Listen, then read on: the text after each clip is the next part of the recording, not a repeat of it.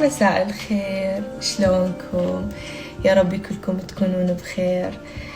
البارحة كان يوم كلش طويل، كان عندنا تصوير. طبعا أنا دائما أحب أقعد أحكي وياكم وأشارككم بهاي الشغلات، لأنه أحس إنه أكو يعني مسؤولية عندي، لازم دائما أطلع وأحكي وأشارك بيها. فالبارحة كان عندنا تصوير، قاعدين نشتغل لكم شغل كلش حلو، فرحانة متحمسة وخايفة لأن أحسها مسؤولية بنفس الوقت. فإن شاء الله هذا الشغل والتعب والسهر ودا نرجع الفجر يعني يطلع بطريقة كلش تحبوها ويليق بالمشاهد العراقي.